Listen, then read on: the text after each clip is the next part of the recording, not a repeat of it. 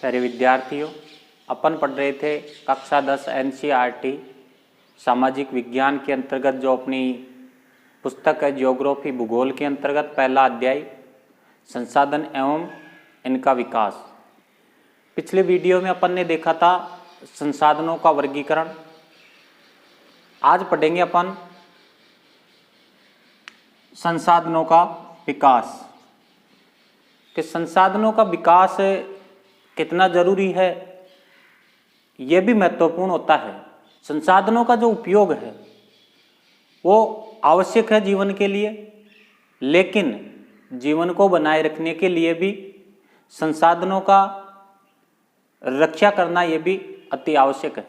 संसाधन जिस प्रकार मनुष्य के लिए अति आवश्यक है, उसी प्रकार जीवन की जो गुणवत्ता है उसको बनाए रखने के लिए भी उतने ही आवश्यक है संसाधन। देखिए, मनुष्य के लिए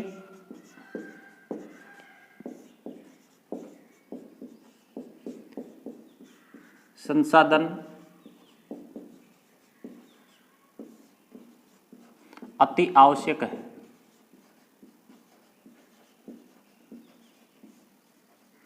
लेकिन जीवन की गुणवत्ता बनाए रखने के लिए जीवन की गुणवत्ता बनाए रखना भी जरूरी है। गुणवत्ता बनाए रखना भी जरूरी है।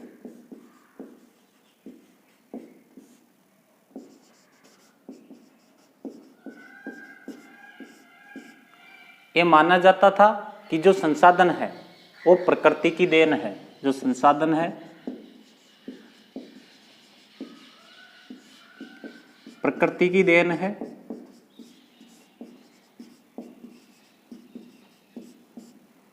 जो संसाधन है वो प्रकृति की देन है। तो मानव ने क्या किया? इसका अंधाधुंध दोहन किया। तो मानव ने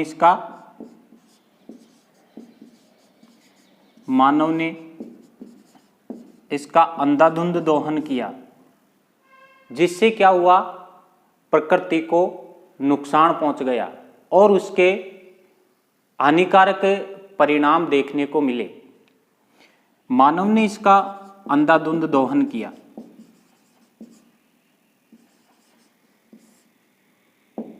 अंधाधुंध दोहन किया,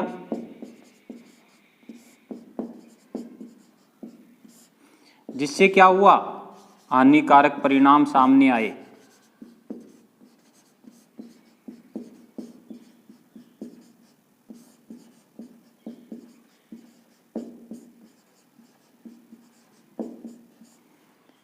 मनुष्य ने इन संसाधनों का अंधाधुंध दोहन किया और इसके हानिकारक परिणाम है वो सामने आने लगे। इसमें क्या हुआ?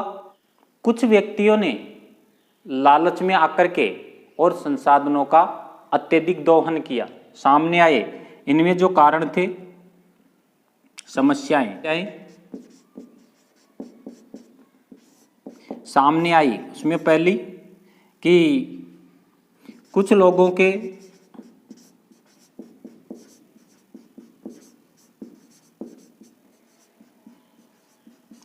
लालच में आकर कुछ लोगों ने लालच में आकर अंधाधुंध दोहन किया,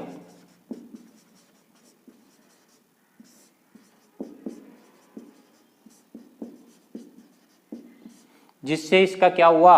नुकसान हुआ। जिससे नुकसान हुआ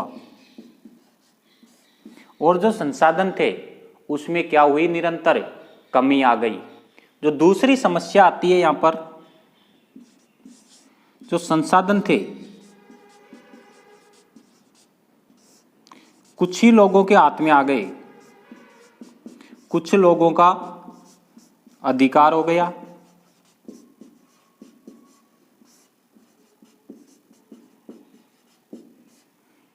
तो क्या हुआ?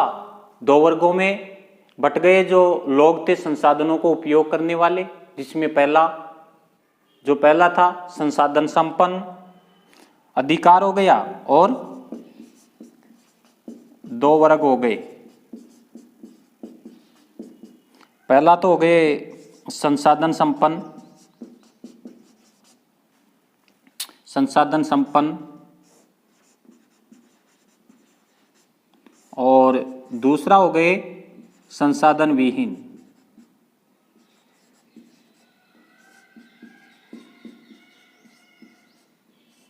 तो जो संसाधन संपन्न लोग थे वो तो हो गए अमीर, और संसाधन विहीन जो लोग थे वो हो गए गरीब। भाई संसाधनों का जिनके पास ज्यादा उपयोग था वो तो हो गए अमीर, और जो हो गए गरीब संसाधन विहीन हो गए। जो तीसरी समस्या आती है यहाँ पर संसाधनों के अतिदोहन से, तीसरी समस्या आती है वैश्विक पारिस्थितिकी संकट पैदा हो गया। वैश्विक पारिस्थितिकी संकट।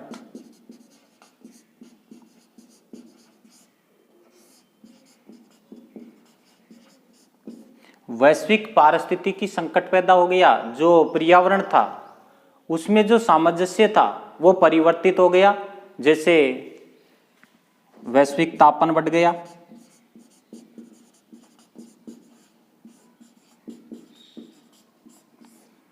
ग्लोबलाइजेशन। वैश्विक तापन, विश्व का जो तापमान है वो अत्यधिक हो गया। इनके अत्यधिक दोहन से प्रदूषण हो गया, जिससे क्या हुआ, तापमान बढ़ गया, और तापमान बढ़ने के कारण जो विश्व है, पृथ्वी है, उसका तापमान बढ़ गया। समस्या उत्पन्न हो गई पहली। दूसरी जो ओजोन परत है, ओजोन परत का क्षरण, ओजोन परत का क्षरण होने लग गया, ओजोन परत का क्षरण होने लग गया। पर्यावरण प्रदूषण हो गया।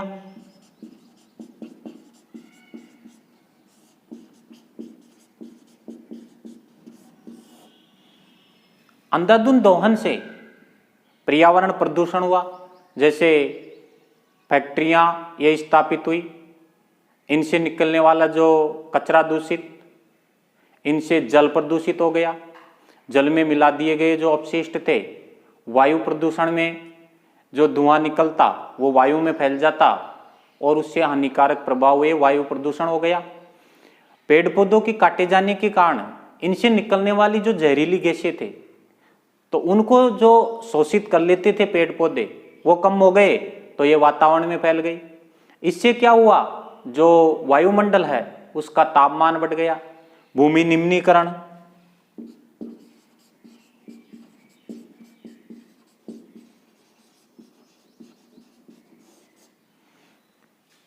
जो भूमि निम्नीकरण हुआ, मृदा का अपरदन हुआ, और इसका जो अत्यधिक दोहन हुआ मृदा का, तो उसमें जो मृदा की पोषकता है उसमें भी निरंतर कमी आई। तो संसाधनों के अति दोहन से हानिकारक प्रभाव हुए। अगर अपन सोचे कि जो तेल संसाधन है वो अगर समाप्त हो गए तो क्या होगा, जो विश्व है वो बहुत बड़े संकट में आ जाएगा। लेकिन इसके अति दोहन से और भी ज्यादा नुकसान है, और अत्यधिक दोहन हुआ, अत्यधिक दोहन से इसमें और अधिक हानिकारक प्रभाव देखने को मिलेंगे। अगर मानव जीवन को बनाए रखना है और शांति बनाए रखना है, मानव जीवन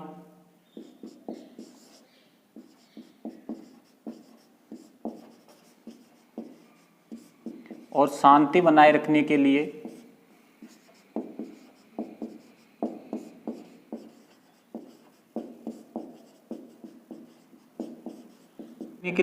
संसाधनों का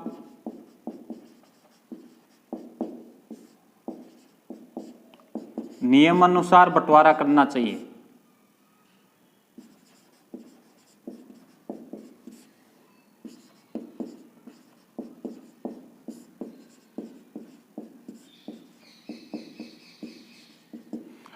अगर मानव जीवन और इस जो पृथ्वी है इसको बचाए रखना है तो जो संसाधन है उसका नियमानुसार बंटवारा करना चाहिए। इसी तरह दोहन होता रहा तो कुछ व्यक्ति और कुछ देशों के द्वारा जो दोहन किया जा रहा है तो प्रकृति क्या हो जाएगी, खतरे में आ जाएगी। अगर कुछ देश और व्यक्ति इस तरीके से दोहन करते रहे तो प्रकृति क्या है, खतरे में है, प्रकृति खतरे में है। और एक दिन ये प्रकृति क्या हो जाएगी, समाप्त हो जाएगी। तो जो संसाधन है इसका संरक्षण अति आवश्यक है। जीवन के अस्तित्व को बनाए रखने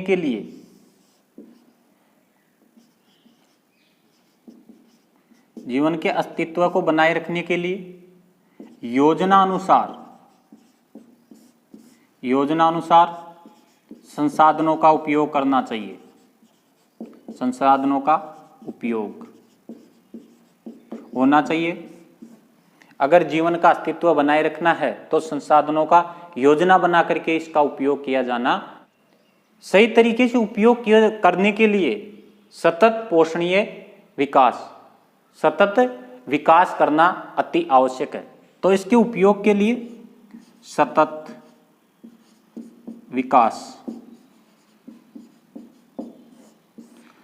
विकास का मतलब है सतत पोषणीय विकास यहाँ पर अति आवश्यक है। सतत पोषणीय विकास क्या होता है, देखिए सतत पोषणीय विकास क्या अर्थ होता है इसका,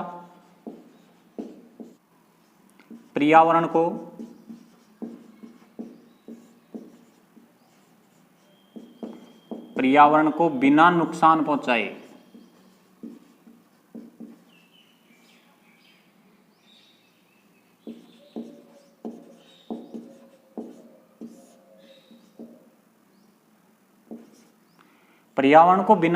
पहुंचाए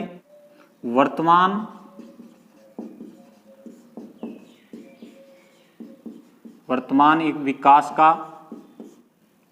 विकास की प्रक्रिया को ध्यान में रखकर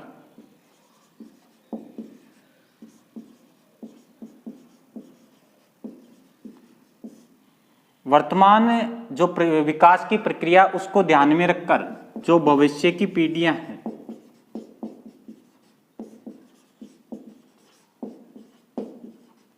भविष्य की पीढ़ियों के अनुसार विकास। तो स्पष्ट शब्दों में कहें अपन, सतत पोषणीय विकास का अर्थ क्या है कि पर्यावरण को बिना नुकसान पहुंचाए और उस देश की जो वर्तमान विकास की जो प्रक्रिया है उसको ध्यान में रखते हुए और जो भविष्य की जो पीढ़ियां हैं, आने वाली जो पीढ़ियां हैं, उनके लिए भी इन संसाधनों को बचा के रखना है। यह कहलाता है सतत पोषणीय विकास। एक बार फिर समझ लेते हैं इसका जो अर्थ है सतत पोषणीय विकास का मतलब कि पर्यावरण को बिना नुकसान पहुंचाए, वर्तमान विकास की प्रक्रिया को भी ध्यान में रखते हुए और जो संसाधन है उनको भविष्य की पीढ़ियों के लिए भी इनको बचा करके इसका सदुपयोग करना चाहिए। जब जाकर के जीवन का अस्तित्व बना रह सकता है और जो संसाधन है उनको भी बचा करके और सदुपयोग इसका कर सकते हैं। आगे आता है रियो डी जेनेरी पृथ्वी सम्मेलन। रियो डी जेनेरो में जो पृथ्वी सम्मेलन हुआ, संसाधनों की सही उपयोग और पृथ्वी के संरक्षण के लिए राष्ट्रीय अध्यक्षों का यह सम्मेलन था। देखिए इसमें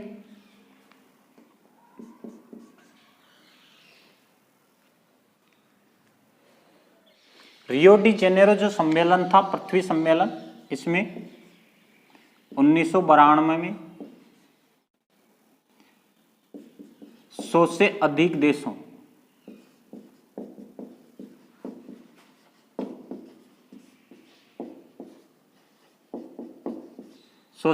देशों के राष्ट्रीय अध्यक्ष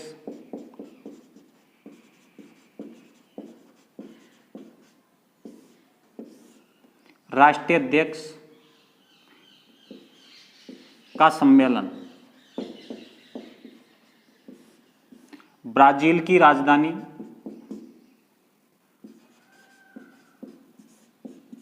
ब्राजील का शहर था रियो डी जेनेरो।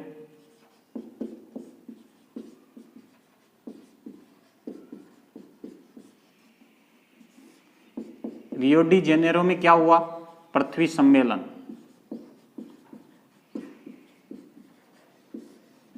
देखिए 1992 में 100 से अधिक देशों के राष्ट्रीय अध्यक्षों का ब्राजील के जो राजधानी रियो डी जेनेरो में सम्मेलन हुआ, पृथ्वी सम्मेलन। इस सम्मेलन में जो कार्य था, इस सम्मेलन का जो उद्देश्य था, पर्यावरण संरक्षण, पर्यावरण संरक्षण, सामाजिक आर्थिक विकास,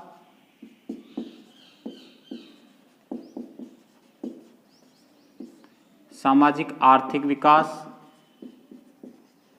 पर्यावरण संरक्षण और सामाजिक आर्थिक विकास की जो समस्याएं थी,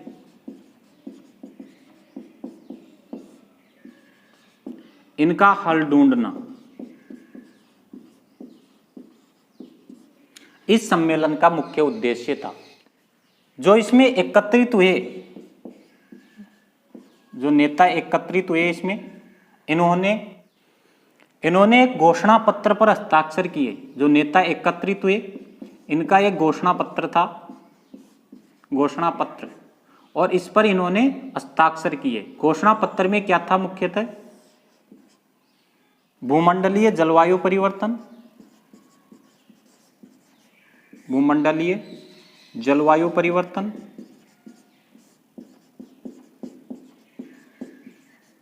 और जो दूसरा था जैव विविधता।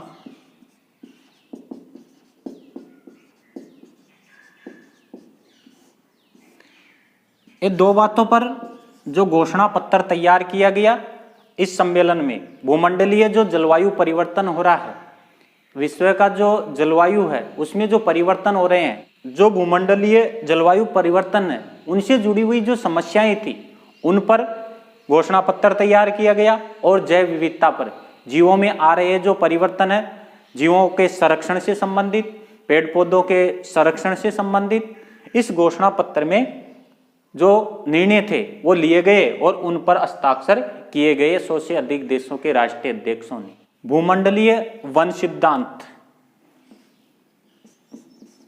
भूमंडलीय वन सिद्धांत, भूमंडलीय वन सिद्धांत पर भी यह सहमति बनी। और 21वीं सदी में सतत पोषणीय विकास,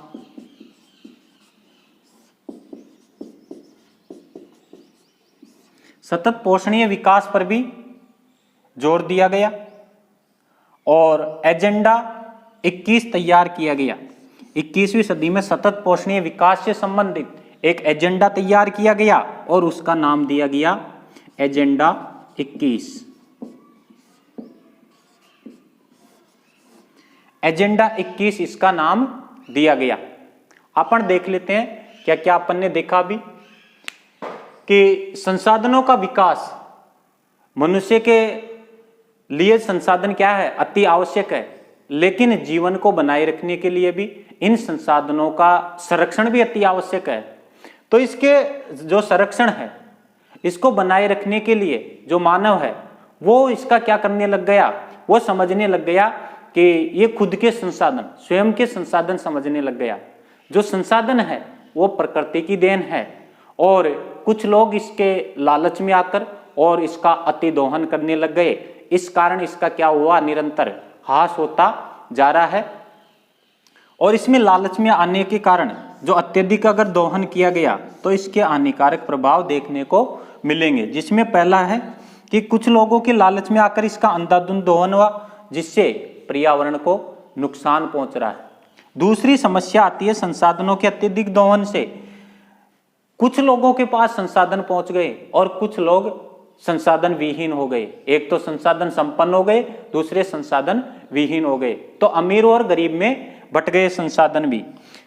जो संसाधन है उसके अत्यधिक दोहन से वैश्विक पारिस्थितिकी संकट उत्पन्न होगा।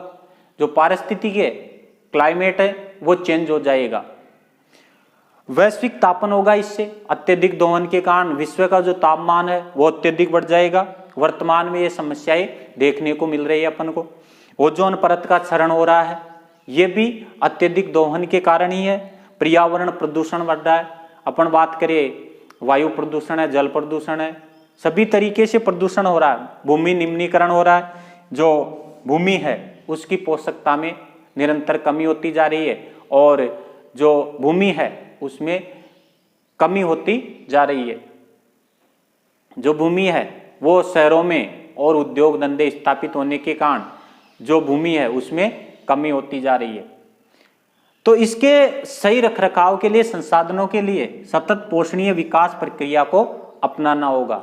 सतत पोषणीय विकास का मतलब है कि पर्यावरण को बिना नुकसान पहुंचाए और उस देश की विकास को ध्यान में रखते हुए और भविष्य के लिए भी संसाधनों को बचा करके और उसका सदुपयोग करना सतत पोषणीय विकास कहलाता है। कि जो मानव की जीवन की जो मानव जीवन और शांति को बनाए रखने के लिए संसाधनों का नियमानुसार बंटवारा होना चाहिए और इससे संसाधनों को बचाए रखा जा सकता है। अगर इसी तरह कुछ देश और व्यक्तियों के द्वारा अगर इसका दोहन किया गया तो प्रकृति एक दिन क्या होगी, खतरे में होगी।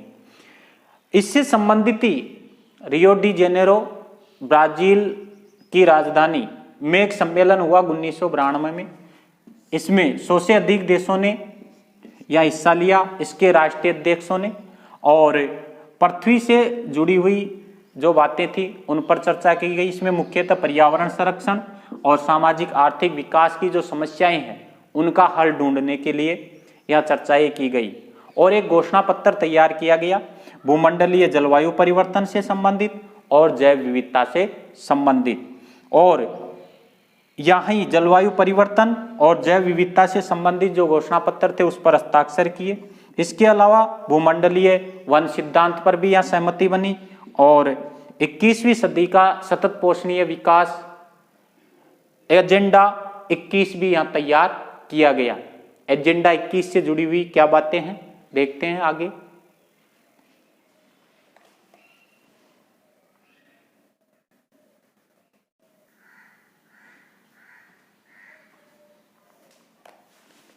संयुक्त राष्ट्र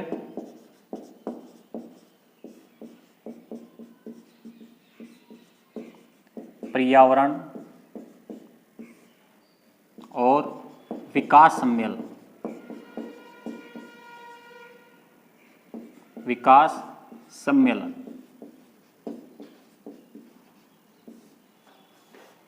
1992 में ब्राजील के शहर Rio de Janeiro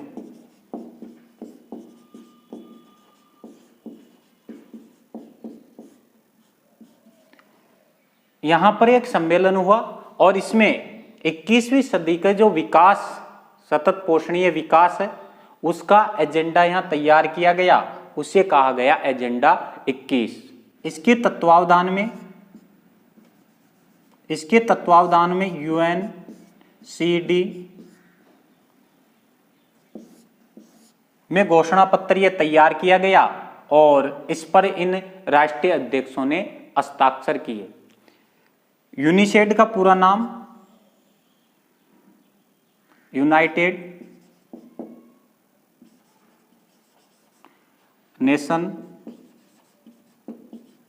Nations conference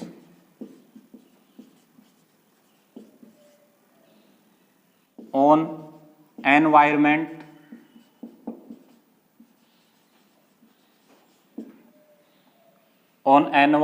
and development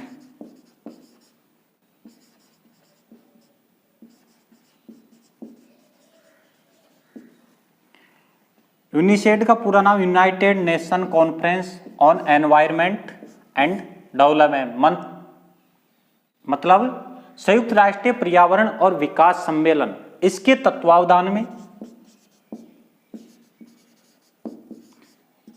agenda 21 तैयार किया गया और जो 100 से अधिक जो राष्ट्रीय अध्यक्ष थे देशों के, उन्होंने इस पर हस्ताक्षर किए। इसमें जो मुख्यतः जो कार्य हुई है, उद्देश्य था पहला इसका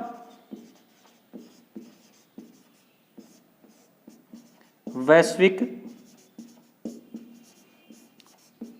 सतत पोषणीय विकास,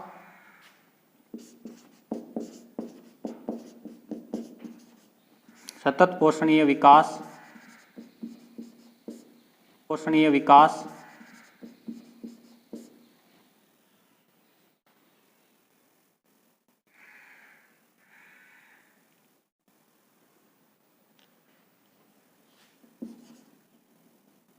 हासिल करना।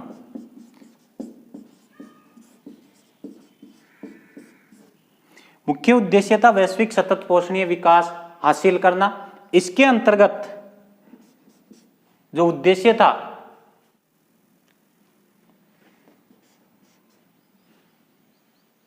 इसकी एक कार्यसूची तैयार की गई, कार्यसूची। इस कार्यसूची में समानित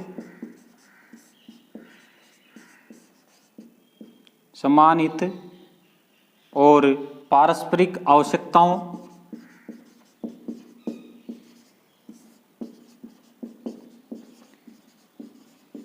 पारस्परिक आवश्यकताओं एवं सम्मिलित जिम्मेदारियों,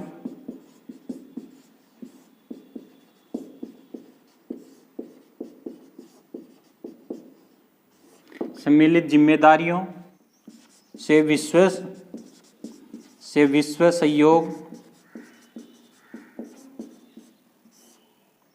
सहयोग से पर्यावरण क्षति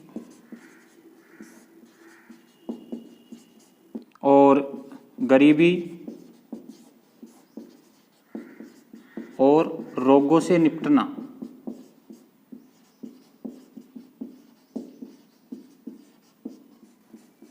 मुख्य उद्देश्य।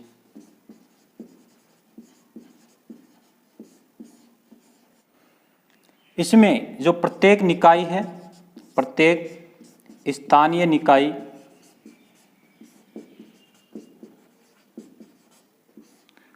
वह अपना एजेंडा 21 तैयार करे।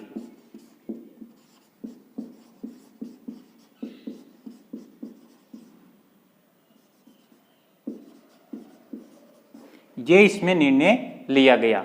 तो देखिए, इसका जो मुख्य उद्देश्य था वैश्विक सतत पोषणीय विकास हासिल करना, और इसमें एक कार्यसूची बनाई गई एजेंडा 21, और इस कार्यसूची में सम्मानित सभी देशों का हित हो उसमें, और पारस्परिक आपस में मिलकर जो आवश्यकताएं हैं, पारस्परिक आवश्यकताओं और सम्मिलित जिम्मेदारियों को समझते हुए, जो पूरा विश्व है सम्मिलित जिम्मेदारियों को समझते हुए और आपस में सहयोग करके जो गरीब देश हैं उनकी मदद करेंगे, और जो रोग हैं, जो बीमारियां हैं दूसरे देशों में फैल रही है, तो दूसरे देश उसकी सहायता करेंगे उसमें रोकने में, और दूसरे देशों के विकास में मदद करेंगे यहाँ पर।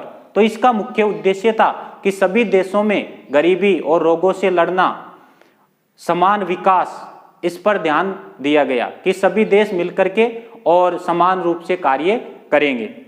इसमें प्रत्येक स्थानीय निकाय बनाएंगे और अपना स्थानीय एजेंडा 21 ये तैयार करेंगे। तो आज के वीडियो में अपन इतना ही पढ़ेंगे, दूसरे वीडियो में फिर मिलते हैं। धन्यवाद।